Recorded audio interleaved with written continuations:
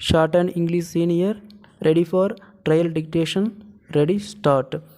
Ladies and gentlemen, at the outset, I would like to pay my tributes to the great Bharatiyar on his birthday. I have great pleasure to be with you today to take part in the International Bharatiyar Festival, and I would like to thank the organizers for inviting me to address the gathering through video conference. I am pleased to present the Bharatiyar Award for this year to the great scholar Thiru Viswanathan, who has dedicated his entire life towards research on Bharatiyar's works. I appreciate him for actively pursuing research on Bharatiyar even at the age of 86. You are aware that Bharatiyar was a poet, writer, social reformer, freedom fighter, and much more. He was a multifaceted personality. Stop. Get ready for main dictation. The examination code is 1547. Ready? Start. Sir, I have great pleasure in addressing this conference of the managing directors of industries and the leaders of labor unions in this country. I have no doubt that those who are managing the various industries are not only interested in making profits but also in the welfare of those working in their units and the general public who are the consumers. Similarly, the leaders of labor unions are not only interested in the welfare of workers whom they represent but also in the proper working of the companies for the benefit of the people. I would like to share with you some of my views both in my capacity as a citizen of this great country and also as a minister of the government. In whatever capacity we may be working, it is natural that we work mainly for our personal welfare in the sense that we want to make our children happy.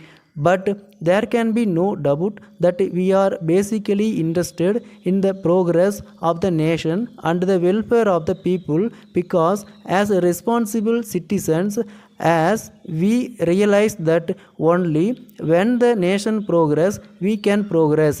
We realize that only when the economic situation of the country is sound, people can be happy.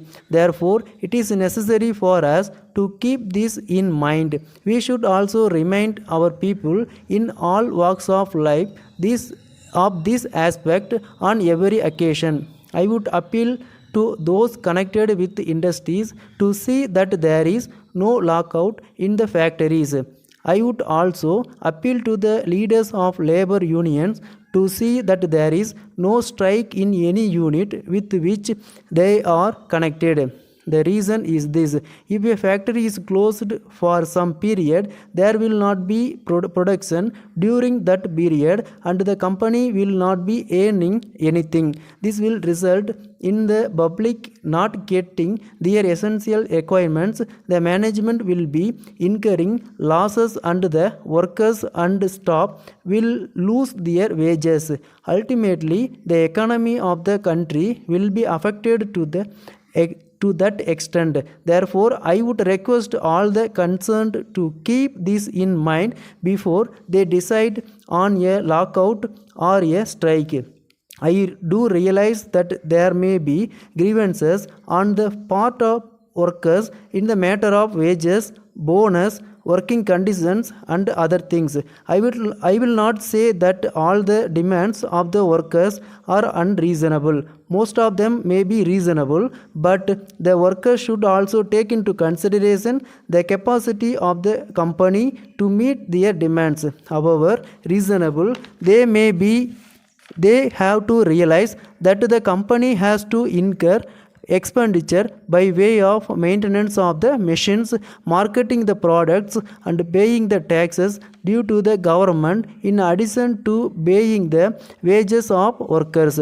If the management is reasonable in meeting at least some of their demands, the labor must accept whatever the management is willing to do, consistent with the proper running of the unit, and wait for better times when they can press their other demands. I would also appeal to the management to see that the demands of the workers are met so that they can work with a certain amount of contentment.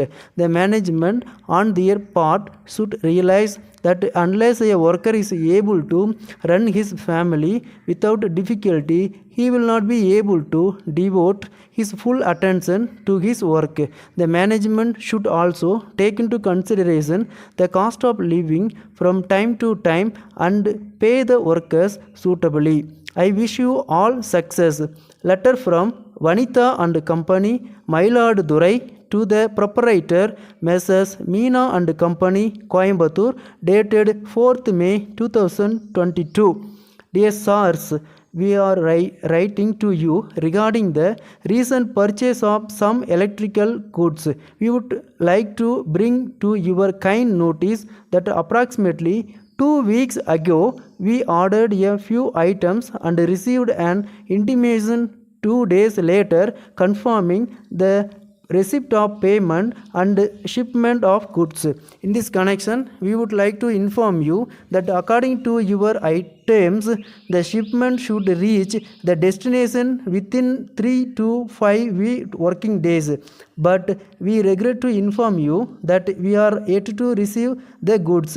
We have very good relationship with your company for 2 decades and have the greatest confidence in your products and the customer service. We have great pleasure in informing you that there is a great demand for your goods in this area. It is because of the quality of your goods our customers are pressing us to their requirements. We would like to say in this connection that if the goods ordered by us is delayed, we will be affected not only financially but will also lose most of our valuable regular customers who are purchasing the goods in huge quantity. We hope you might be able to provide us with details on the expected date of arrival of the goods so as to enable us to supply to our customers. Yours faithfully, Stop.